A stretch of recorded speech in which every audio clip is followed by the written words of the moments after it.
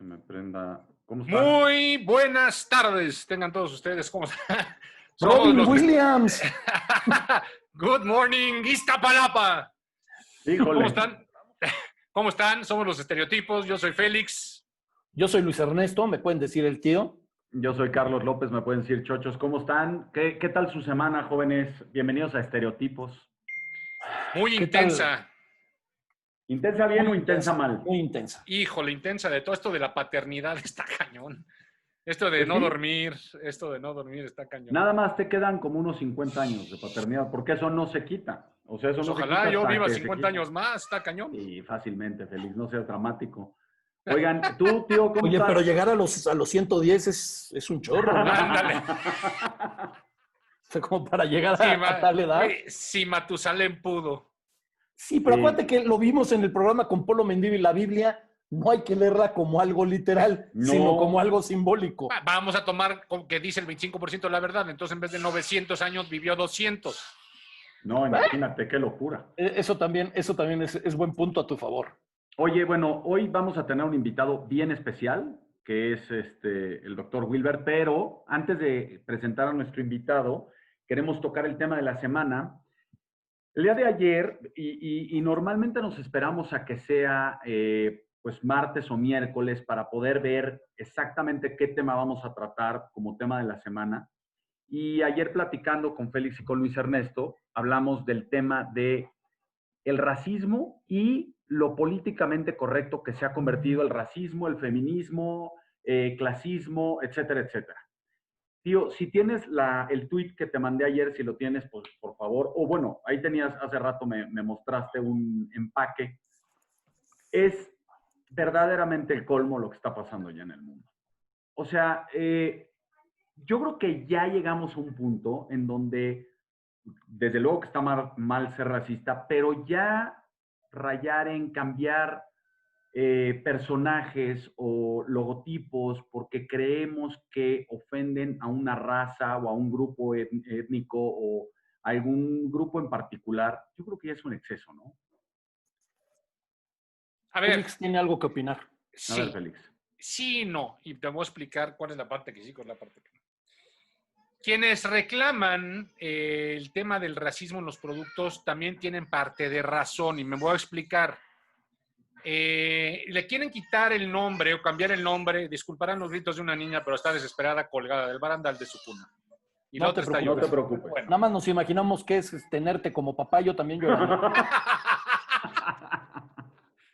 Pero bueno, Ok. el chiste es que ellos están pidiendo, por ejemplo, el cambio en el nombre de varios fuertes de los militares de Estados Unidos, que tienen nombres de generales que tenían esclavos, que eran esclavistas, con toda el Fort Bragg, todo lo del Fort Benning, todos los fuertes estos donde entrenan y viven los soldados de Estados Unidos, y tienen un punto de razón. Otro punto de razón es, Aunt Jemima es una marca que existe desde 1889. La compró Quaker en 1926. Sí. La mujer que aparece en esta imagen fue una esclava negra.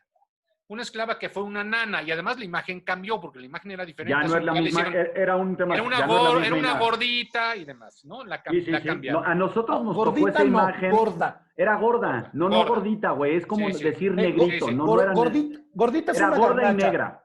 Era gorda y chicharrón. negra. Por eso, Está gordita bien. era una garnacha. Estoy de acuerdo. Ahora, hay quienes se quejan. Te voy a decir otra marca que va a cambiar su imagen. El Uncle Ben's.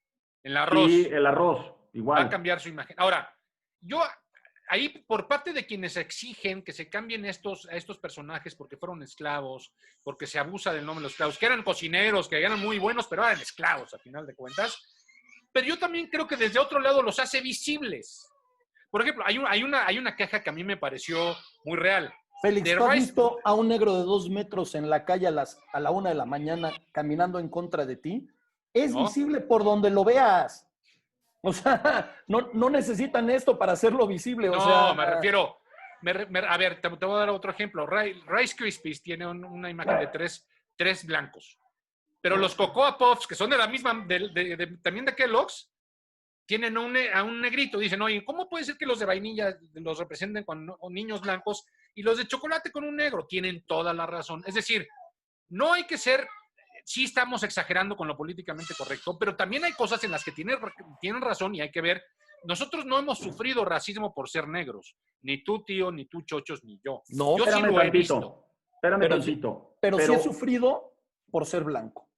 Y por ser gordo también, no te hagas. No, también, pero por Es ser un blanco sí lo he estereotipo. sufrido.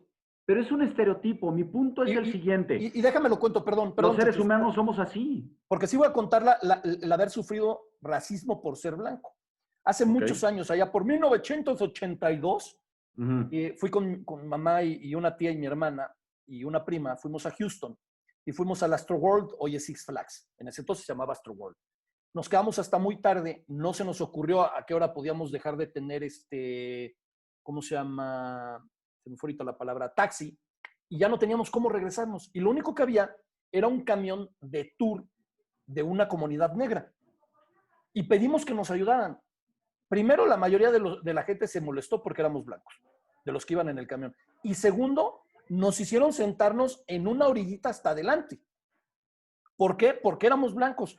Porque los negros también son racistas. Claro que sí, también son racistas. Quitémonos o sea, a ver, lo que pasa es que el ser humano es racista por naturaleza, ¿eh? O sea, bueno, dicen, nadie nace siendo racista. La especie, Félix, la especie humana es así, segrega. No importa si es blanca, negra, amarilla, no importa si eres gordo, flaco, siempre vas a criticar. Pero eso no está bien. A ver. No, sí, nadie está diciendo que esté bien, güey. No porque ocurra, está bien. Y no porque haya sucedido toda la vida, está bien. Es decir, sí, efectivamente ya llegamos al punto en donde todo tiene que ser políticamente correcto y está del carajo.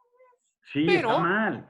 Sí, pero tampoco podemos tirar o desdeñar lo que otras personas sienten. Ahora, estamos hablando de Estados Unidos. Fíjate en México. Ahora, y aquí quiero hacer una aclaración muy puntual. Cuando yo, por ejemplo, le digo naco a alguien, no es por racista, porque hay nacos ricos, hay nacos pobres. Es por falta de educación. Pero la discusión se está oyendo. Es que le dijiste naco. Naco no tiene que ver ni con clase social, ni con ingreso. Naco tiene que ver con educación. Y una persona sin educación hay donde sea. Entonces, naco no es racista. Vamos a ver, ojo, y yo creo que un día podríamos dedicarlo a la palabra naco. Espérame tantito. Porque hay gente que sí, yo también creo que naco tiene que ver con el comportamiento. Sí, claro. Sin embargo, hay gente que utiliza naco desde un aspecto que va ligado a quizás comportamiento peyorativo. Pero también con una cuestión racial. Entonces, el problema es en qué momento una palabra o un término se convierte en malo para convertirlo o buscar un eufemismo. Sin ir más lejos, la palabra negro. En Estados Unidos, el nigger, como lo utilizan ellos, lo utilizan de una manera ofensiva. Sin embargo, aquí para referirnos a un negro nos referimos a una persona de raza negra. Ahora está de moda decir afroamericanos e incluso en el censo 2020 mexicano viene una pregunta haciendo referencia a los afromexicanos. Pero en estricto sentido, los tres que estamos transmitiendo ahorita somos afromexicanos, porque todos de una o de otra manera venimos del continente africano. Y decir por hecho o dar por hecho que afro tiene una referencia a negro, te preguntaría a todo el norte de África que desde cuándo los de Túnez, los de Egipto, los de Marruecos son negros. Claro, está mal. Entonces, ya decía, yo coincido en que decir negro, a ver, te voy a decir una cosa, a mí me tocó estudiar en Estados Unidos y llamarles negros tiene mucho que ver con el acento, pero tú podrías decir, oye, mi negro, en buen sentido, y no sabes cómo se ponían, ¿eh? O sea, se juntaban y decías, ay, compadre, abusado. Pero ellos sí dicen black people. Lo que pasa es que negro... pero tú les decías en español negro, en el buen plan, y no sabes cómo se... Pero porque el negro te refiere al negro como insulto. Sí. Pero es que aquí en español se dice negro. O sea, si viene un negro de Estados Unidos a México... Café. Ajá, no, bueno, depende. Hay unos que son café, hay otros que llegan a morado. Por eso, pero no le vas a decir café. Claro, no, le vas a decir negro, por supuesto. Es negro. Totalmente bueno, oye, de acuerdo. Esperen, voy a hacer saludos y hay preguntas, espérense. Patricia Sony, Alfonso Suárez Medrano, Ligia Rebeca, Sebastián Ortiz, Leti Reyes, Ana Luisa Medina, Rodrigo Champ, Mau Soler, Cristel, y empiezan a decir, por ejemplo, Mau Soler dice, todos hemos sufrido racismo en cualquier momento de nuestra vida. Luego dice, en dado caso fuiste discriminado y no es racismo, te están diciendo a tú, Luis Ernesto. Son puntos de vista, ¿no? Ismael dice, abrazo, Félix. Carlos Bárcena está viendo el video y mandando saludos. Saludos No, a Mau Soler. Oye, un comentario antes, rapidísimo. No, bueno. rápido, perdón, Félix. Es interesante, hablamos de que si hay racismo, no hay racismo, si es discriminar o no es discriminar. Mi pregunta es, vivimos en una sociedad, en México, tan racista, y clasista. no, sobre todo racista, tan racista, que incluso en el mercado de la región más que me digas, del país de México, Te dicen güero. te dicen güerito, A porque mí es la me manera dicen de güero, agradarte. güey. Pero espérame, pero es que es la manera de quedar bien. O sea, decirte güero es ¿Sabes qué? subirte de Pero te voy a alguna decir por qué manera. te dicen güero, Eso es chuchos. racismo. Porque para ellos güero no es un color de pelo, es un color de piel. No, Y ahí pero es que se empezamos dicen con los güero hasta problemas. entre ellos. Sí, güey, pero O está sea, a mal. lo que voy es que al que le dicen güerita o güerito, es como para decirle jefe, para ensalzarlo. Eso es una cuestión de que hay un racismo arraigado de una manera brutal. Creo que este tema da para un programa completo y hay que dejarlo por un programa completo, pero antes de pasar con nuestro Pero invitado, solo si invitamos a un negro. Ándale. Yo tengo un gran amigo rápido, un gran amigo que también es doctor, by the way, que se llama Cubano, Jesús y lo chico. quiero muchísimo. Es cubano y es negro y él se dice, hola, mi negro, te dice, hola, mi negro. ¿Es el que mandas en unas fotos en WhatsApp? No, se parece. Y él dice que sí, porque una vez tomó Viagra y le salió sangre de la nariz. ¿Se golpeó? Se golpeó. Exactamente, bueno. Félix. Oye, perdón, antes de ir Por con el favor. invitado, yo quiero agradecerle a Nacho Mesa que nos haya regalado el logotipo de Estereotipos. Es importante agradecerle. Nacho nos regaló Nacho. el estereotipo y al rato voy a subir sus datos a la página de Facebook para que quien necesite un diseñador lo pueda contactar. Créanme, él trabajó conmigo en Newsweek, es un gran diseñador, es muy bueno, vive en Querétaro, pero pues, se les puede mandar todo. Nadie es perfecto. Y entonces, bueno, pues le queremos agradecer el logotipo de Estereotipos y al rato voy a subir sus datos Félix, ¿vas a Querétaro? Muy seguido. Okay. Qué güey. Vientos. ¿Qué quieres? Tú trabajabas en el Dr. centro Wilber, por favor. entre puro mecánico, Chihuahua. No, hombre, los mecánicos son los que te vamos a echar por estarte ya, por favor, Finísimo. Señores. Bueno, te va a caer la presenten boca. al doctor Wilber. Vamos a presentar al doctor Wilber Cambranis Rodríguez. Él es endocrinólogo y estoy tratando de abrir su ficha. Espérenme un segundo. Él estudió medicina en la Universidad La Salle. Como especialidad tiene pediatría en el Instituto Nacional de Pediatría. Subespecialidad en endocrinología del Hospital Infantil de México. Nutriología clínica del Instituto Nacional de Ciencias Médicas y Nutrición Salvador Subirán. Un posgrado en obesidad del Instituto Nacional de Ciencias Médicas y Nutrición Salvador Subirán. Es miembro de la Sociedad Mexicana de Pediatría, de la Sociedad Mexicana de Endocrinología Pediátrica, de la Sociedad Americana de Endocrinología y de la Sociedad Europea de Endocrinología Pediátrica. No, pues después muchas de todo ponencias. Esto es todo por haberlos visto, pues largo el currículum. Es lo que te iba a decir. No, y la verdad, de endocrinología? Menos choro y vamos a admitir ya al doctor Wilber Cambranis. Adelante, mi querido tío. Ahí estamos haciendo que la tecnología haga lo suyo, se está uniendo. Ya ven que dice por ahí que en cuestiones de tecnología no hay palabra de honor, pero ya se nos está uniendo el doctor Cambranis. Bienvenido, doctor Wilber Cambranis. ¿Cómo está? Gracias. Muy bien, Félix, gracias.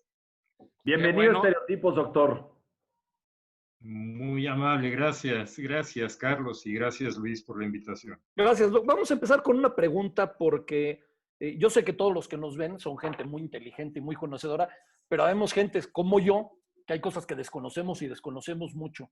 Y por si hay alguno como yo que anda por ahí que no conoce todo, la primera pregunta, ¿qué es un endocrinólogo? Conocemos el cardiólogo por el corazón, el ginecólogo, porque tuvimos incluso al doctor Codesal invitado con nosotros, pero ¿qué es un endocrinólogo? Rápidamente cuéntenos qué es un endocrinólogo. Bueno, un endocrinólogo es el especialista en las hormonas. Me vas a decir, ¿qué son las hormonas? Un ejemplo muy fácil. Es una sustancia que puede actuar en la misma célula, en la célula de al lado o a la distancia. Un ejemplo, esto que estamos haciendo hoy día del Zoom o el Internet, ¿sí? Anteriormente, ¿cómo nos comunicábamos? Pues exclusivamente a través del teléfono, ¿de acuerdo? Y eso nos limitaba a la capacidad que tenía la línea telefónica. Ahora que tenemos el Internet, que nos permite estar en comunicación en cualquier parte del mundo. Las hormonas actúan de esa forma. ¿A qué me refiero? ¿No? Se produce un mensaje aquí y este puede llegar a todas las partes del cuerpo. El endocrinólogo es el encargado de estudiar el adecuado funcionamiento de la glándula, que es donde se genera la hormona, y de la acción de la hormona en el sitio donde va a actuar. Eso es un endocrinólogo. Wow. Pues a mí me quedó muy Ok. claro. ¿A ustedes les quedó claro? Más que el agua. Sí. Perfecto. Ahora, aquí hay otro tema, doctor. México sufre una epidemia de obesidad brutal. Número 1 en obesidad entre los niños, número 2 a nivel mundial, por ejemplo, entre los adultos. Y tiene mucho que ver con la alimentación, pero también con el sedentarismo, tiene que ver con la genética. Es decir, es multifactorial. ¿Cómo atacar una epidemia de este nivel en un país como México? Y ahorita ahorita que avance en el tema, voy a poner un ejemplo de lo que se puede hacer con la alimentación y el ejercicio adecuado, pero ¿cómo podemos atacar? ¿Cómo podemos hacer que los niños coman sano, que sepan que les guste lo que coman y que no les haga daño? Mira, yo creo que lo primero y lo más importante es la prevención antes que el tratamiento. Y tenemos diferentes tipos de prevención. Prevención primaria es aquella que llevamos a cabo antes de que se desarrolle la enfermedad. Prevención secundaria es la que llevamos a cabo una vez que ya se tiene la enfermedad, pero se evitan las complicaciones. Y una prevención terciaria es cuando evitamos ya sea la muerte o las consecuencias que se pueden desarrollar. Por lo tanto, podemos prevenir esta situación de la obesidad si actuamos a nivel prenatal o postnatal. Y ahí es donde viene la participación de los diferentes factores que tú señalas. Factores genéticos, factores medioambientales, factores hormonales, principalmente.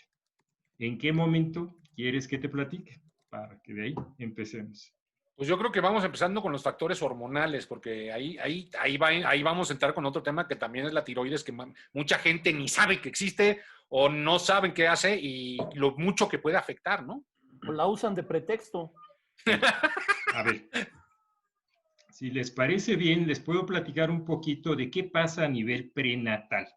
Ok. ¿De acuerdo? De acuerdo. Para que vayamos entendiendo cómo se va desarrollando el problema. Ok. Miren, esto es muy interesante y muy importante. Cuando una mamá va a ser mamá propiamente, es decir, va a tener un bebé, algo que es fundamental es que cuide su medio ambiente. Su medio ambiente me refiero a su salud, ¿no? Entendiéndose por peso, nutrición, que no desarrolle ninguna enfermedad propiamente. ¿Para qué? Para que el bebé que se está desarrollando también nazca, dentro de lo posible, lo más sano que sea factible. ¿Qué sucede cuando una mamá empieza a tener alteraciones en algunos factores? Uno muy común, empieza a comer en exceso, porque ya se habrán dado cuenta que hay mamás que de repente dicen, doctor, es que se me antojó una dona y si no como la dona, mi hijo va a salir con cara de dona. Y pues la verdad es que yo nunca he visto un niño con cara de dona caminando en la calle. Mire que tengo muchos años dedicándome a esto. Oiga, doctor, Pero, una pregunta, perdón que lo interrumpa. Es que, a ver, aquí yo caigo en ese supuesto. Yo soy una persona que descubrí hace 2 años que tengo hipotiroidismo y luego me dijeron que tenía enfermedad de Hashimoto. Mi mamá es una persona que tiene hipertiroidismo. Entonces, el factor genético aquí o sea, ¿qué tan alto es el porcentaje genético y qué tan alto es que yo lo haya desarrollado? Porque me han dicho que es un tema autoinmune. Efectivamente, pero a ver, voy a regresar un poquito y contesto tu pregunta. Ok, ¿de acuerdo? bien, gracias, doctor. Bien, ¿qué sucede? Esa mamá, ¿qué sucede con esta mamá? Imaginemos a un niño, ¿no? Como un reloj, pero esos relojes antiguos que no son digitales y no son todavía de cuerda. Y en ese reloj hay una serie de engranes y de pernos. ¿Hasta ahí vamos bien? Sí. ¿Qué sucede? ¿No? Bueno, imagínense que ustedes tienen un engrane defectuoso. Ese engrane defectuoso es el factor genético. Si el medio ambiente es favorable, ese engrane se forza y por consiguiente va a haber como manifestación el desarrollo de la enfermedad. Ahora, ¿qué sucede con la obesidad? En la obesidad lo que va a suceder, y esto es lo que se conoce como epigenética, es decir, cómo afecta el medio ambiente a la expresión genética. ¿Qué sucede? Lo que va a suceder es que si el medio ambiente es adverso, la consecuencia es que estos engranes se manifiestan, ¿de acuerdo? Y conforme va pasando el tiempo, de manera temprana o tardía, dependiendo de las características, se desarrolla la enfermedad. Ahora voy contigo y la de la tiroiditis de Hashimoto. ¿Qué pasa con la tiroiditis de Hashimoto? La tiroiditis de Hashimoto lo que traduce es una enfermedad autoinmune. Autoinmune, ¿qué quiere decir? Auto es propio, inmune mi sistema de defensa. ¿Qué sucede? Hay ocasiones donde mi sistema de defensa se confunde, ¿de acuerdo? Y esto va a propiciar que en lugar de que mi sistema de defensa ataque a un virus, a una bacteria, va a atacar a una parte de mi propio cuerpo. Eso es lo que se conoce como una enfermedad autoinmune. Yo Y le la dije a mis tiroiditis papás, y el doctor, hipertiroidismo son manifestaciones. yo le dije a mi mamá y a mi papá que me heredaran dinero y los dos me heredaron enfermedades autoinmunes porque mi papá tenía psoriasis, me heredó dermatitis y mi mamá me heredó el tema de la tiroides. Mira, Ahora, es un tema, o sea, esto es, a mí me decían que es un tema en donde en las mujeres es muy alto y en los hombres es relativamente raro, ¿no? a ver, voy a hacer la aclaración al respecto, porque es una excelente pregunta la que me estás haciendo. ¿Qué sucede? Papá aporta el 50% de los genes, mamá aporta el otro 50% de los genes. Okay. Cuando ambos se juntan, pues la posibilidad de que te saques la lotería es alta. Sí. ¿O al revés? O al Pues revés, ¿qué se de ser un necesita hijo para no sacarse querido. la lotería? Pues comprar el boleto, ¿eh? A lo mejor es el ejemplo de cuando es un hijo no querido, le pasan todo lo malo. No necesariamente, porque uno puede modificar ese medio ambiente. Y miren ustedes, esto es muy interesante, ¿no? ¿Y cómo contribuye la obesidad en este sentido? Las células grasas van a liberar, se conocen como adipocitos, así se les llama las células grasas. Y las células grasas liberan unas hormonas que se llaman adipocinas. Y estas adipocinas tienen un efecto inflamatorio y oxidativo. ¿Qué quiere decir? ¿No? Si tú tienes una mayor cantidad de grasa, que eso es el sobrepeso, una mayor cantidad de grasa en el cuerpo, ¿qué va a pasar? La producción de adipocinas va a ser mayor. Y por consiguiente, la ley de causa-efecto, ¿qué dice? A mayor producción de sustancias inflamatorias y oxidativas, mayor lesión. De hecho, esa es la principal causa de las lesiones que lleva consigo la obesidad. Si tú te sacaste la lotería por la carga genética que tienes y te crece la pancita, ¿no? O simplemente el porcentaje de grasa corporal. No, aparentemente no, pero no lo sé. Eso hay que empezar. Más o menos. Pero bueno, ¿no? ¿Qué va a ser? Es un factor que puede contribuir al desarrollo de esto. No es la única causa. ¿Qué otra causa puede ser? Hay personas que sufren de una infección y desarrollarla, ¿no? Ah. Oiga, Sí. aquí surge Porque algo se bien equivoca el interesante. sistema inmune. Ajá. Aquí surge algo bien interesante y me imagino que es parte del día a día que tiene usted en sus consultas. ¿Cuál? La realidad y los mitos. Por ejemplo, hay muchas personas, yo la verdad no creo en el políticamente correcto, muchas personas gordas que le echan la culpa a la gordez, a su gordura, a la tiroides. Y yo lo que les digo, no es la tiroides, es lo que te comoides, que te lo comoides todoides. O sea, ¿qué tantos mitos y de los mitos que más le llegan a ustedes, cuáles son reales? Porque a lo mejor hay muchos que están basados en la realidad y cuáles no son reales, porque pues uno ya no sabe. A ver, vamos a aclarar esto, que esto es una gran pregunta. Félix hizo enfáticamente y muy claramente la mención de 3 participantes, que en realidad son 4, pero ¿cómo participan y en qué porcentaje contribuyen? El primer participante, el factor genético. ¿Qué tanto contribuyen los genes para que yo tenga sobrepeso o no lo tenga? Pues los genes contribuyen por sí solos con un 50%, ¿de acuerdo? Luego viene el factor medioambiental. ¿Qué participación tiene el factor medioambiental? Entendiéndose por nutrición, ejercicio, sueño y manejo del estrés. Bueno, pues esto va a contribuir con un 30%. Llevamos el 80%, ¿de acuerdo? Luego viene el factor relacionado con la microbiota intestinal. ¿Qué es la microbiota intestinal? Pues el conjunto de microorganismos que viven en todo nuestro cuerpo. Vamos a hablar específicamente de los que viven a nivel intestinal. ¿Qué es lo que hacen? Hacen una barrera de protección. ¿Contra qué? Contra infecciones, y también se encargan de regular los nutrientes que absorbemos.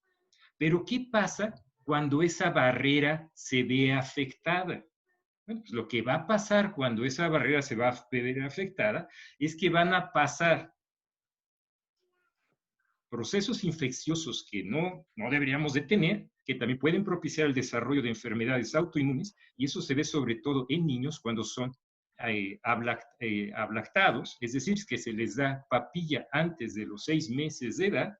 Todavía su sistema no se ha desarrollado, su sistema inmune a nivel intestinal se ha desarrollado del todo, y por consiguiente, ¿no?, son más susceptibles de desarrollar este tipo de enfermedades. Pero, Doc, tengo una pregunta del público. Ahí voy, espérame. Si no me vas a sacar, voy a terminar con eso, porque si no, no... Sí, pues si no, nos perdemos. ¿Qué pasa entonces con la microbiota?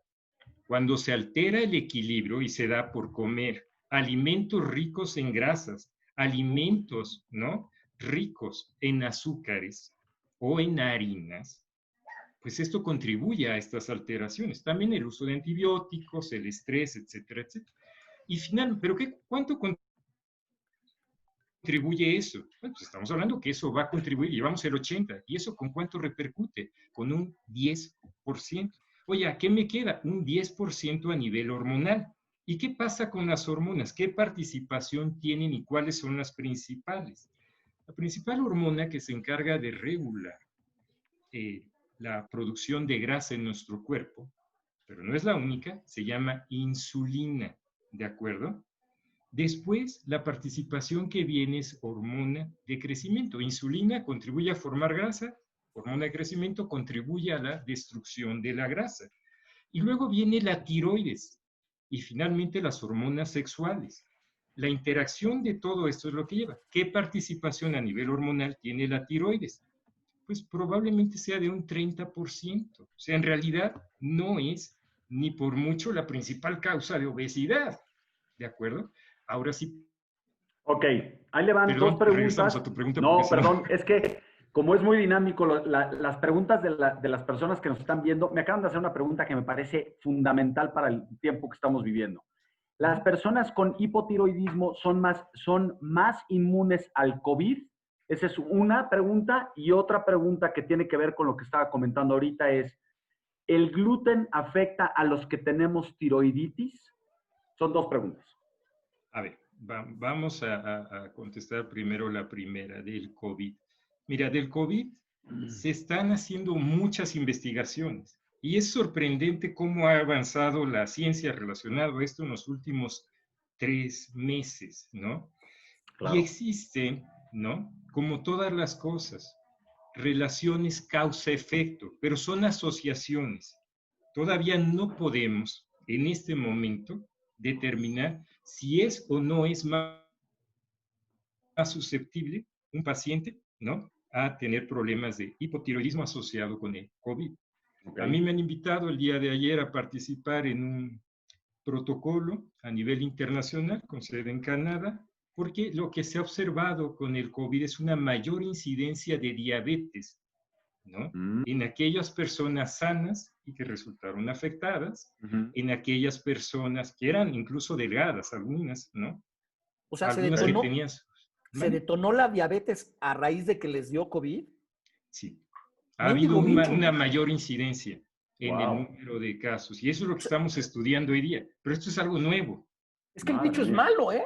Es más No, el malo que bicho Darth Vader. es lo que sucede, y esto es muy interesante. Y fíjate las dinámicas. ¿Qué sucede con el COVID? El COVID se fija a un receptor, ¿no? Que se llama, es un receptor que se llama enzima, donde se fija la enzima convertidora de angiotensina, el famoso ECA.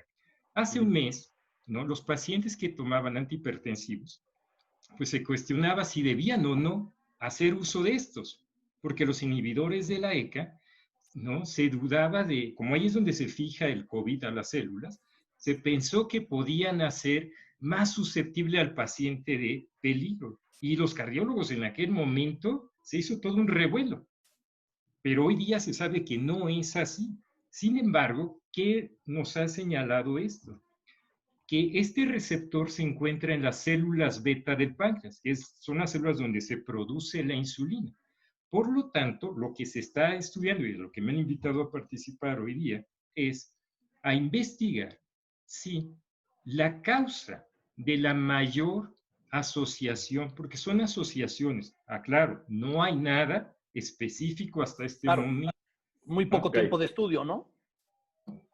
Y sería muy aventurado de mi parte decir una relación causa-efecto. No, se está estudiando y esto va a tardar un tiempo en saberse. Pero podría ser una premisa para aquí, para los estereotipos. Imagínense, nos encumbramos todos, usted como doctor y nosotros como programa. No. Pero la medicina así no se hace. Se le está cotorreando, doc, pero yo sé, pero está súper la interesante. medicina debe de ser lo más específico y apegado a la realidad. Claro. Si no, vamos a caer en muchas posibilidades. No, la respuesta aquí, ¿qué es? Se piensa que como consecuencia de la respuesta inflamatoria y la elevación de la glucosa que se da durante la infección, ¿no? Esto puede alterar la sensibilidad y producir una mayor resistencia a la insulina. Eso puede ser un efecto sistémico, pero puede ser también un efecto directo sobre la célula beta y puede ser incluso hasta un efecto autoinmune. Porque se están buscando anticuerpos también, ¿no? Que se están pudiendo generar en algunos pacientes, desarrollando diabetes tipo 1 en niños y diabetes tipo ALA, que es la autoinmune, en los adultos. Pero hago la aclaración, se está investigando, hoy está haciendo a nivel mundial un protocolo de investigación donde están invitando a diferentes endocrinólogos de diferentes partes del mundo que compartan, ¿no? Los resultados para que en 1 año o 2 años pues veamos las consecuencias. Yo tengo tenemos amigos y compañeros que nos siguen en nuestra página y que desde la semana pasada hicieron varias preguntas que yo le comenté cuando lo vi el domingo pasado. Pero esto que le voy a preguntar es una duda que yo he escuchado muchas veces. ¿Qué tanto tienen que ver las hormonas que le dan a los animales para consumo humano, o llámese pollo, llámese res, la que sea, en que a las niñas les llegue el periodo a una edad más temprana, que se desarrollen de manera anticipada? Es decir, ¿qué tanto tiene que ver todo lo que nos rodea en el medio ambiente, hormonas, todo lo que nos estamos comiendo en el desarrollo anticipado de las niñas, por ejemplo? Ok, te la contesto, Félix, sin ningún problema. Pero me permites contestar la pregunta del gluten que por allá me hicieron, porque sí, claro, sí. Y digo, siempre he creído que es una atención para el que habla, el que le conteste. Gracias, doctor. ¿no? Gracias. ¿Qué pasa con el gluten? El gluten, como ustedes saben, las personas que no lo toleran, ¿no? Tienen también involucrado una respuesta autoinmune que lo hace más susceptible. Por lo tanto, una persona que tiene un compromiso en su funcionamiento inmunológico, pues es más susceptible, ¿no?, de sacarse el premio con muchas cosas. No quiere decir que se presente. Son una serie de circunstancias que deben de llevarse a cabo para que se presente, pero lo hace más susceptible. Un ejemplo, ¿no? Yo quiero salir con una chica. Pues, ¿qué necesito primero para salir con una chica? Buscar a la chica. Claro. Yo le iba a decir que me dinero. explico. Yo también le iba a decir que dinero. Esos son los contribuyentes, ¿no? Esos son los contribuyentes. Entonces, ¿a qué voy? Que no se enterara mi esposa también sería importante. Eso sería más importante. La asociación se da a ese nivel, ¿no? Es más factible en algunas circunstancias. Ahora sí, Félix, contesto la pregunta relacionada con el uso de las hormonas. ¿Qué sucede cuando un paciente, ¿no?, utiliza alimentos contaminados con hormonas?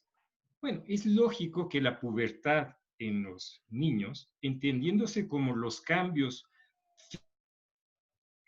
físicos, ¿no?, provocados por elevación y maduración de sus glándulas que dan lugar a la formación de estrógenos, que son hormonas sexuales femeninas en las niñas, y andrógenos, que son hormonas sexuales masculinas en los niños, así como los cambios psicológicos que ello conlleva, ocurren a determinadas edades. ¿Esto a qué edad se da?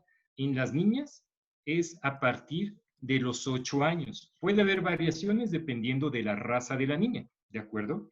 Las niñas de raza negra, ¿no?, tienden a producir o a tener sus cambios a edades más tempranas, 6, 7 años en algunas de ellas, pero lo normal es a los 8, ¿de acuerdo? Las niñas latinas, como son las mexicanas, es alrededor de los 8, y las niñas de raza blanca tardan un poquito más, alrededor de los 9 a 11 años. ¿Qué sucede cuando yo doy un alimento que contiene hormonas? Lo que voy a propiciar es que se acelere el estímulo. En lugar de que de manera natural llegue en su momento, pues al darlo yo por adelantado, voy a propiciar cambios, ¿de acuerdo? Eso por un lado. Por el otro lado, ¿cuáles son los alimentos que tienen mayor riesgo de que esto ocurra? Pues en aquellos alimentos en donde el control de la calidad es deficiente. ¿A qué me refiero? Si tú compras, y no es por hacer alusión de comprar la comida exclusivamente en supermercados, pero es una cuestión hasta de economía. ¿A qué me refiero?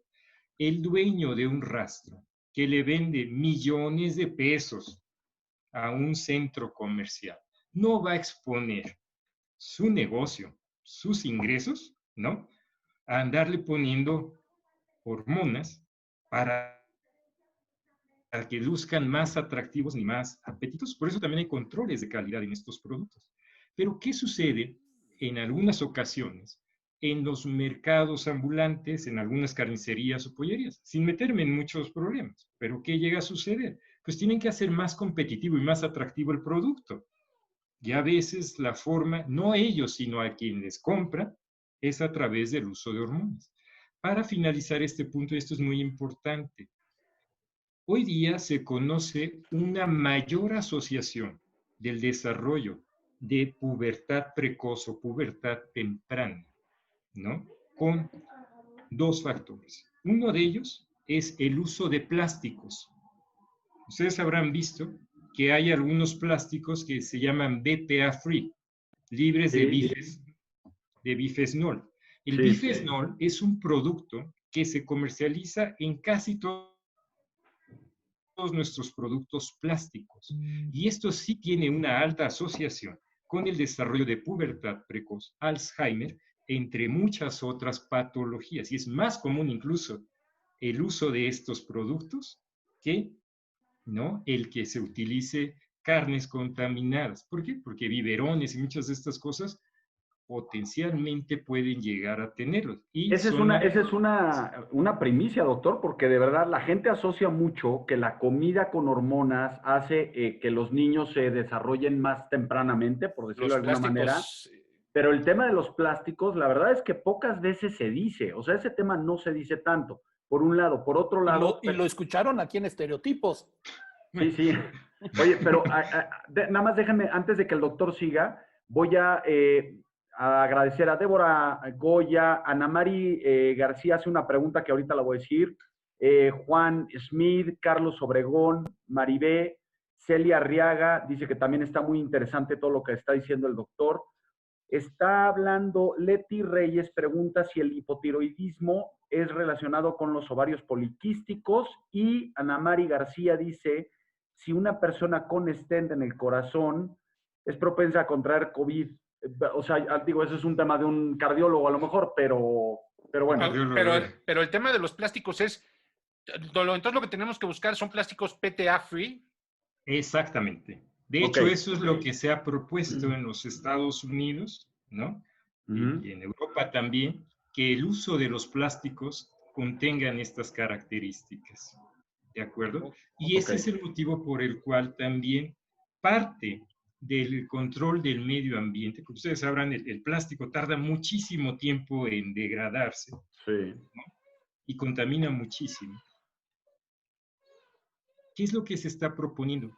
Y son modas, por así decirlo, pero es la realidad, volver al uso del vidrio, ¿no? ¿Se acuerdan que sabe mejor todo? Pero ¿se acuerdan que, digo, en alguna época los refrescos y todas estas cosas se consumían en envases de... Mis hijas usan biberones de vidrio. La verdad es que mis hijas usan excelente, porque el riesgo que se tiene es infinitamente menor. ¿De acuerdo? Félix sigue usando vidrio todos los días, doctor, pero ese es otro tema. Oye, a ver, déjame interrumpirte. Espérame tantito. Los alimentos saben mejor empacados en vidrio, ¿eh? Eso es bien por importante. Supuesto. Sí. De hecho, ¿qué sucede? Algo que yo recomiendo a mis pacientes, y les hago extensivo esto, es, en lugar de que guarden los alimentos en el refrigerador, en los toppers de plástico, ¿no? Hagan el esfuerzo de consumir toppers, pero de vidrio. Vidrio, así es. Se va a echar encima a todas las mamás que nos están viendo. ¿De acuerdo? Y a las que venden topper más, pero yo quiero compartir algo. Es algo un poco, no un poco, es algo muy personal. Pero yo quiero decirle a quienes nos ven que el resultado que obtiene un médico en su paciente no es exclusivamente del médico, tiene mucho que ver con el paciente. Si el paciente coopera, se esfuerza, se disciplina, se mete en cintura, pues va a avanzar. Los médicos no son magos, ni son brujos, ni vienen de Catemaco, ni nada. Y tampoco las operaciones de bypass gástrico, por ejemplo, en este caso, son la panacea, porque sabes que te cambia 2 años, pero a los 2 años, si tú no cambiaste tus hábitos, regresas, subes de peso. Lo he comentado con el doctor. A la gente que se hace un bypass gástrico se le nota muy fácil. Se ven grises. No sé si lo han notado. Se ven como grises de piel.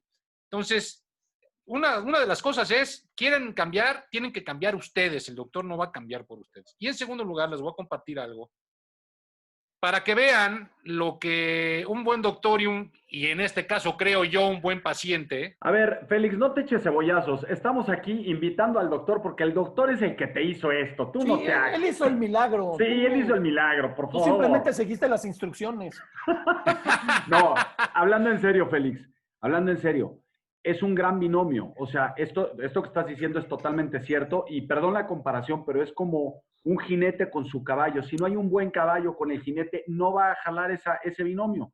Un Así doctor, y yo en una experiencia de dermatitis muy grave que tuve, el doctor me dijo, si tú no sigues las instrucciones, nunca vas a salir. Entonces, aquí está la relación. Venga, Félix, enséñanos. Este era yo hace 10 meses. ¿10 meses? Este era yo hace 10 meses. O con 10 meses de embarazo, Félix. Pues como con 15, pero hace 10 meses este era yo. Wow. Hace 4 meses este era yo. Ese es el trabajo del doctor Wilber en conjunto con el paciente. Y todavía, de esa foto, he bajado otros 7, 8 kilos. Es decir... quítate la camisa y párate. No, ya si vas a presumir, presume bien. A lo que yo voy es que, ¿sabe? Es que ahora me fijo más porque, a ver, yo no hacía ejercicio ni por equivocación y ahora no puedo vivir sin hacer ejercicio.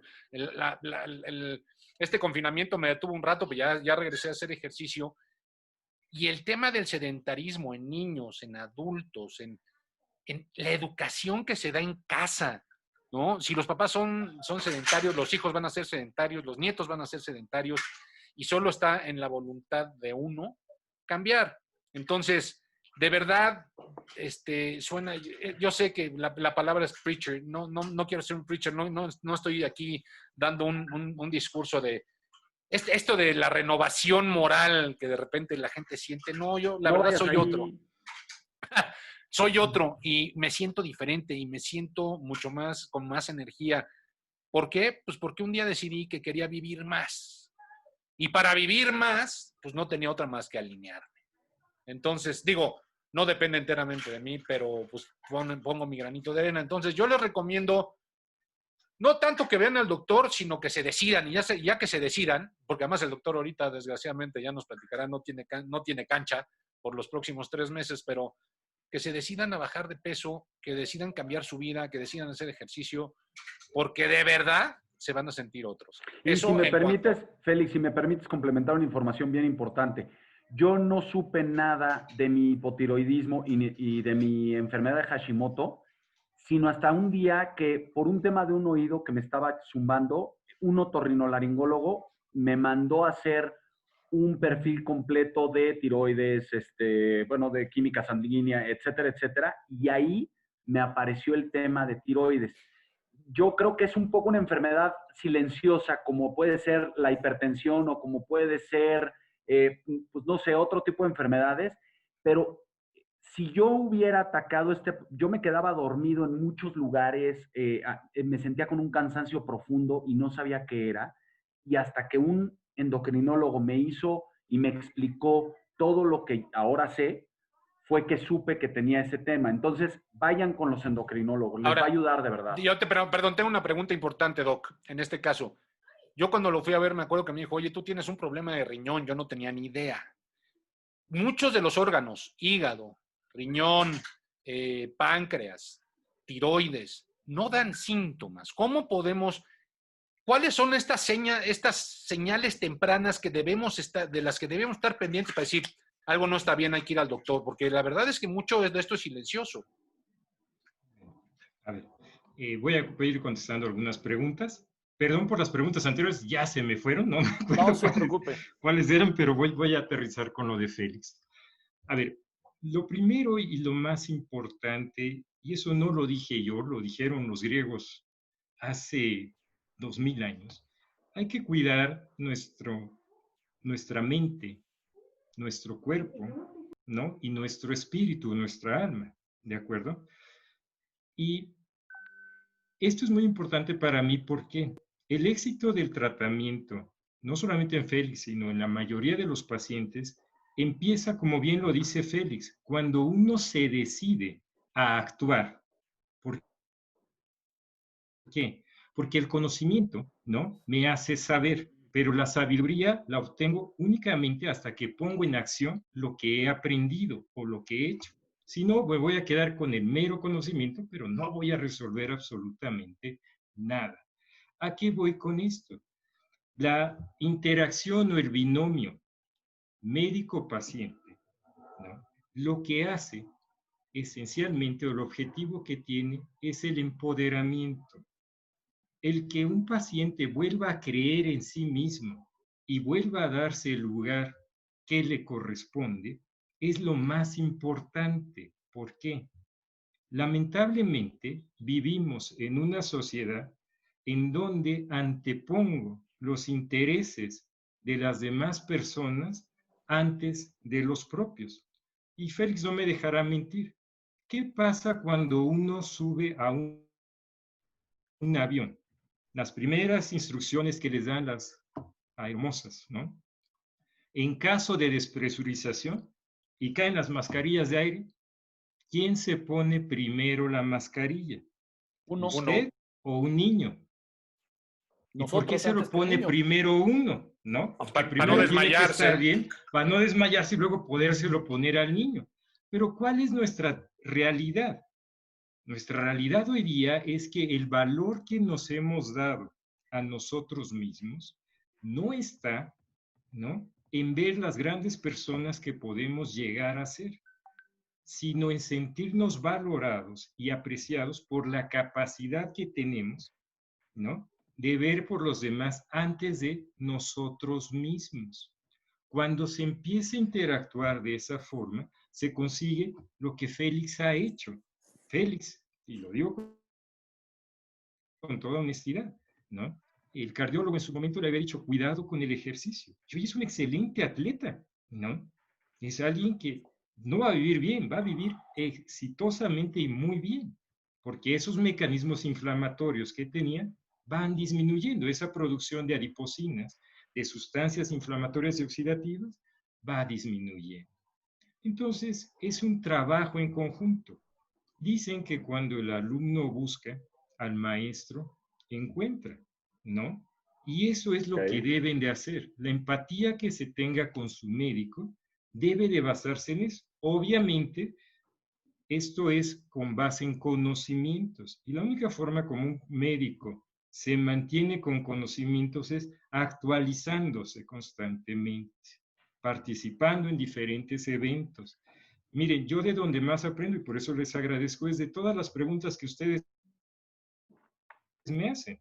Cuando yo doy conferencias, cuando me toca ser invitado a diferentes institutos a hablar a los residentes, me dicen, maestro, ¿usted no deja de aprender? Y digo, no, porque ustedes son mis mejores maestros. Yo aprendo de cada uno de ustedes, al igual que de cada uno de mis pacientes. Toda pregunta es importante y espero poder aclararlas. ¿De acuerdo? Ahora sí, regrésenme. ¿Cuál era la que sigue? Yo voy a regresar a las preguntas que nos había hecho la gente. Por ahí hablaban de que si el tema del hipotiroidismo tenía que ver con los quistes. Con Voy a aterrizar esto. A ver, tenemos una enfermedad que se llama enfermedad, ¿no?, de ovario poliquístico. La enfermedad de ovario poliquístico se caracteriza por la formación de quistes en los ovarios. Y esta formación de quistes en los ovarios va a tener como manifestaciones en la mujer ciclos, ¿no?, irregulares, ciclos sin ovulación. Va a haber también presencia de acné, porque van a producir más testosterona, ¿de acuerdo? Va a haber también calvicie frontal y va a haber también, y lo más importante, la resistencia a la insulina, que es la causa, ¿no?, de la formación de los quistes. Esta resistencia a la insulina parte de una dieta inapropiada, que hace que se libere en exceso la insulina, pero que no funcione adecuadamente. Y también va a tener como consecuencia que va a estimular a nivel de los adipocitos una mayor formación de grasa. ¿Hasta ahí vamos bien? Perfecto. Entonces, ¿qué sucede? Por un lado, la resistencia a la insulina en exceso me forma grasa. Y la grasa, como ya habíamos comentado, libera mayor cantidad de adipocinas o sustancias inflamatorias y oxidativas. ¿Qué consecuencia tienen? Bueno, por un lado, estas sustancias favorecen la formación de quistes en el ovario, pero también puede favorecer el depósito y acúmulo a nivel de tiroides de una mayor cantidad de grasa. Y esto puede traer como respuesta a un proceso inflamatorio local que pudiera manifestarse como una alteración en el funcionamiento de la misma, llámese hipotiroidismo, o cuando hay participación con anticuerpos, pudiera dar ahora también al hipertiroidismo. Pero eso sería un poco la relación causa-efecto. No, muchas gracias. Es muy interesante, digo, todo lo que tiene que ver con el tema de lo endocrinólogo, porque más por lo que estoy entendiendo y por lo que nos ha sabido explicar muy, muy bien usted, pues a diferencia de un infarto, de una fractura, o de, que como decía Carlos hace rato con el tema que tenía del oído, de algo que le sonaba o dejas de ver, o sea, como que las otras especialidades médicas, sin menospreciarlas ni mucho menos, son cuestiones muy evidentes. Y el endocrinólogo pues trabaja de la mano del laboratorio clínico, ¿no? Para saber cómo están ¿cómo se llama? Los números en todas las cosas. Y por lo tanto hay muchos mitos. Y algo que nos gusta hacer aquí en Estereotipo es comprometer a nuestros invitados para invitarlos en otra oportunidad, que yo creo que sería muy interesante que nos hable de esos mitos que existen con relación, por ejemplo, al cortisol, a la melatonina.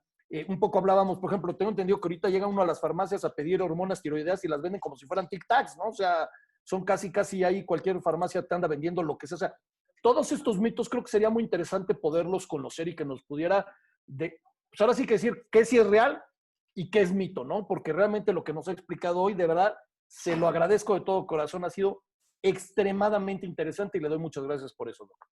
Bueno, antes de entrar a la cuestión de los mitos, voy a a contestarle a Félix la última parte que me hizo de cómo saber, ¿no? Si una cosa lleva a una alteración en otra parte. Mire, lo que hace un endocrinólogo, imagínense ustedes que tienen un rompecabezas. Hay diferentes formas de armar un rompecabezas, ¿no? Hay gente que agarra y dice, lo voy a agrupar por colores. Se vale. Si el rompecabezas es de 50 piezas, pero ¿qué pasa si es de 1000 piezas? No, pues va a ser un show hacerlo de esa forma. Entonces, una propuesta que se tiene es, oye, haz los bordes, ve delimitando el problema, ¿no? Para después ir, ahora sí, acomodando por colores y buscando las soluciones. En la endocrinología lo que tenemos alterado son rutas metabólicas, ¿de acuerdo? ¿Qué es el metabolismo? Que mucho se oye de qué es. Metabolismo deriva su nombre de metabol, que quiere decir cambio. ¿Qué es lo único constante en la vida que tenemos? Los cambios. ¿Qué es lo que hace que nos digamos que somos seres vivos? Los cambios que experimentamos. Entonces, la endocrinología lo que hace es que estudia todos esos cambios y la forma como se relacionan con el medio ambiente, pero también todos los factores que pueden influir para que esto se lleven a cabo. Por lo tanto, cuando las rutas metabólicas están alteradas, esto va a tener repercusiones en el corazón, en el riñón, en el hígado. ¿De qué nos apoyamos para identificar alteraciones en estas rutas metabólicas? De estudios bioquímicos, que esos son los estudios, ¿no? Como Carlos tuvo en su momento, alguien le mandó a hacer de tiroides, etcétera, así descubrió el problema. Es como empezamos a estudiar y organizar el pensamiento. Pero hay algo que es muy importante. Todo estudio es un complemento. ¿Complemento de qué? De una adecuada exploración. Deben de acudir con el médico, no autodiagnosticarse, ni mucho menos autorrecetarse. Mire, yo tengo la oportunidad de participar en diferentes congresos y dar ponencias en diferentes partes del mundo. Y me sorprende la facilidad con la que en México se hacen los estudios clínicos de laboratorio. Tú vas a Estados Unidos, vas a Europa y te dicen, eso no está permitido. Si no viene con una receta médica, aquí no le podemos extender ningún análisis. Hoy te mandan mails. Oiga, venga por este estudio, está de barata. Exactamente. Pero ¿eso qué conlleva, Félix? El problema que eso conlleva es una inadecuada interpretación.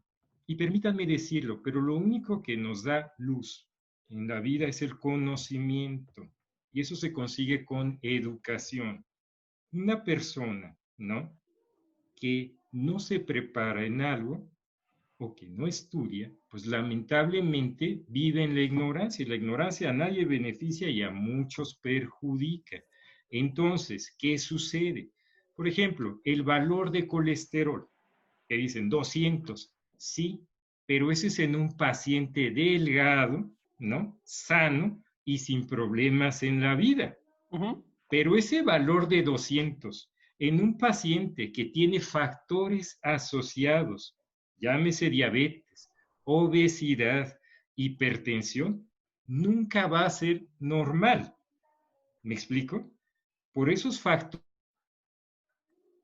asociados que tienen, esos valores deben de ser más bajos. Y entonces, ese paciente que llega con 210 y dice, pues, me hice mi estudio, ¿no? Me lo mandaron, estaba de promoción y salí en 210, no, pues estoy bien. Quizás a los 6 meses viene un infarto. ¿Quién tuvo la culpa? Eso ¿No? me pasó, sí, cómo no. ¿El indio o quien lo hizo compadre? Pues ahí está. Híjole, Entonces, Félix. ¿eh? Ándale, a ti ya te dio un Oiga, infarto, Doc. ¿no? Y ya te dijeron No. indio. No me refiero a eso. No. Perdón Aquí por somos bien cotorros, Doc. No creas que perdón somos... por el refrán, pero eso No, es está bien, aquí está, somos bien cotorrones. Aquí lo que quiero decir es, por favor, vayan a ver al médico, ¿no? Que el Claro. médico sea el que haga la prescripción de los laboratorios, que necesite para llegar a un diagnóstico en base a la exploración, a lo que ve cuando lo revisa. Y lo más importante, no se automediquen. Eso va a salir peor, ¿no? Sale más caro el caldo que las albóndigas. Así es. Mi querido Doc, se nos ha terminado el tiempo, ya pasó una hora increíblemente. Queremos agradecerle enormemente que nos haya acompañado. Ahora sí que hablando de luz, que nos haya dado un poco de luz sobre estos temas que son muy, pues para la gente común realmente no conocemos, ¿no? El tema principalmente el tema médico, pero más a profundidad el tema de endocrinología. Muchas gracias, se lo agradecemos muchísimo. Gracias, este programa va a quedar en un rato también arriba en YouTube. Y pues sí, ojalá podamos hacer un segundo programa más adelante con el tema de los mitos que decía Luis Ernesto y otros temas que van a ir saliendo, porque pues saliendo del COVID creo que va a haber una normalidad, perdón, chochos, que ya sé que odias la palabra, pero una nueva normalidad a la que médicamente nos vamos a tener que acostumbrar en todos los sentidos. Entonces, doctor, le agradecemos muchísimo. Muchas gracias. Muchas gracias, doctor. Le agradecemos su tiempo y su conocimiento. Para nosotros significa mucho. Nos vemos. El agradecido soy yo. Que tengan bonita tarde. Igualmente, gracias, doctor. Gracias a su auditorio. Hasta luego. Gracias. Hasta luego. Bye. Bye. Oigan, rápido. Tengo, más comentarios del público. Dice, una de las mejores cosas para todo esto es beber agua alcalina y con minerales. Saludos a Jerónimo Noriega, Beatriz Ortiz, Yara Sierra. Pues la verdad es que tenemos, permítanme, creo que aquí tenía otro más. Pues varias personas que nos ven, les agradecemos mucho a todas las personas que nos vieron el día de hoy, que nos escucharon los comentarios del doctor. La verdad es que el doctor, es muy difícil tratar temas médicos en tan poco tiempo, ¿no? Te voy a decir cuál es el secreto, de verdad. Yo no lo entendía y hasta hace poco realmente lo entendí. Hay muchas cosas asintomáticas y entonces la única manera de atacarlas es ir de manera regular al doctor. Yo cuando llegué con este doctor, me dijo, oye, necesitas unos análisis. Y cuando regresé con él me dijo, a ver, te lo voy a poner sencillo. Traes una bronca de riñón y estás a nada que te dé diabetes. Y si te da diabetes con esta bronca en el riñón, pues no va a ser larga la carrera, entonces tú decides, ¿no? Y ¿sabes qué síntoma tuve? Ninguno. Yo lo fui a ver por otra cosa. Entonces, hay que ir a ver al médico. Me están pidiendo en Facebook los datos del doctor. Sé que el doctor está lleno, o sea, porque tiene la consulta llena. Nos dijo que ahorita, además, con el tema de COVID, da una vez a la semana solamente consulta. Dijo que los próximos 3 meses está lleno, pero pues llamen y hagan su cita. Llama ya. Sí, yo les voy a pasar el teléfono de su oficina, aunque vayan a Metepec o vayan aquí en México, en la Colonia del Valle, es en el mismo teléfono, ahí está su asistente que es Jessie, y voy a subir a la página de Facebook el teléfono en donde pueden hablarle a Jessie para sacar la cita. Créanme, vale la pena, van a invertir en ustedes, porque sí es una inversión. Tu foto lo dice todo, compadre. Todo. Tu foto lo dice todo, güey. Todo, sin lugar a dudas, felicidades, Félix, porque sí. Gracias. Sí, felicidades. Doble felicitación, lo que has logrado y el presentarlo al aire, porque pues no cualquiera le gusta presentar el... Y una felicitación más a todos los papás el próximo domingo. Félix, felicidades. Igualmente. ¿No lo iban a mover? Igual, me vale madre lo que diga la doctora Claudia Sheinbaum, es una estupidez. Felicidades a todos los papás. Yo quiero también agradecer... Qué bueno que no hablamos de política, porque tengo 3, 4, 5 temas. No. Yo quiero agradecer, aparte del doctor, a la señora Jemima, que también estuvo con nosotros. Por el poco tiempo que le queda. Aunque de pura mención, pero el tío Ben también estuvo. Ben también. Y bueno, pues despedirnos. Yo quiero sobre todo invitar a la gente que nos vea el próximo jueves en el mismo Facebook canal, a la misma Facebook hora. Vamos a tener un buen invitado, Juan Carlos Acosta, que nos viene a educar a nosotros 3 a cómo debemos de tratar a la mujer, porque pues, a veces creemos que sabemos educar, que estamos educados y conceptualizados para tratar bien a la mujer, pero se me hace que a lo mejor no estamos tan bien como queremos y nos van a educar de cómo debemos de tratar bien a la mujer. ¿Sabes qué? Es un tema que tiene que ver también con lo políticamente correcto, es un tema que tiene que ver... Es que son temas entrelazados, el movimiento Me Too, el hecho de por ejemplo, yo he conocido mujeres que se ofenden si les abres la puerta del coche o si les pones la silla. Entonces, Sí, Chocho, digo, Félix, pero la abriste, iban a 120 kilómetros por hora. No la puerta así. Se la quiso abrir. Sí. Así no se abre, Félix. ¿Sabes- Ya sabes habíamos qué? dicho. Suegra. ¿sabes qué? De verdad, digo, está el término muy peyorativo de feminazis, que está en redes y lo puedes ver en redes. Entonces, ¿cuál es el término medio? ¿Cuál es la forma correcta? Eso lo vamos a ver el próximo jueves, ¿no? Y que nos manden preguntas también sobre el tema. Sí.